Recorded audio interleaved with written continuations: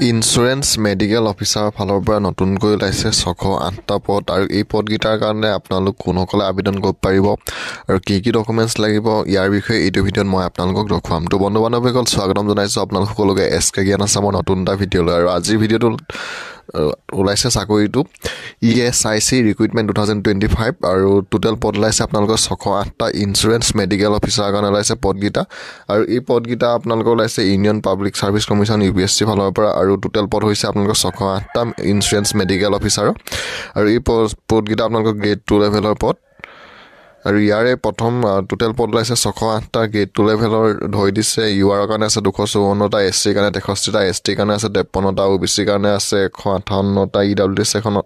EWS কাৰণে আছে 60টা আৰু PWD কাৰণে আছে 90টা আৰু এই পদকেইটা দৰমহাত থাকিব আপোনালোকৰ 56,000 পৰা 1,77,500 টকা পৰ্যন্ত আৰু আপোনালোকৰ এই পদকেইটাৰ কাৰণে ধৰি দিছে কোৱালিফিকেশ্যনটো MBBS ডিগ্ৰী কোৱালিফাইড হ'ব লাগিব আৰু বয়সৰ ক্ষেত্ৰত ধৰি দিছে আপোনালোকৰ 35 বছৰলৈকে পাৰিব, যদিহে SC বা ST হয় 5 বছৰ বেছি হ'লেও পাৰিব, OBC ক'লে 3 বছৰ বেছি হ'লেও পাৰিব আৰু PWD সকলে 10 বছৰ বেছি হ'লেও আবেদন কৰিব পাৰিব। অনলাইন এপ্লাই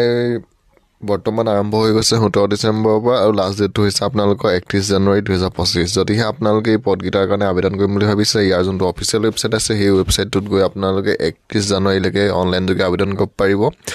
ইয়াত আহি প্ৰথম আপোনালোকে যদি ইয়াত আপোনালোকৰ প্ৰথম ষ্টেট অফিচ, তাৰপিছত ফৰ্ম 2 আদি এইবিলাক চিলেক্ট কৰি আপোনালোকে প্ৰথম চাৰ্চ কৰি ল'ব আৰু চাৰ্চ কৰাৰ পিছত আপোনালোকে ইয়াৰ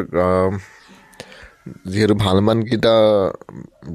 বিভাগ আপোনালোকৰ এটাই, ইয়াৰ আপোনালোকৰ প্ৰথম আপোনালোকে ষ্টেটটো ইয়াত চিলেক্ট কৰি ল'ব লাগিব আৰু ষ্টেটটো চিলেক্ট কৰি ইয়াত আপোনালোকে এই পদকেইটাৰ কাৰণে আবেদন কৰিব পাৰিব।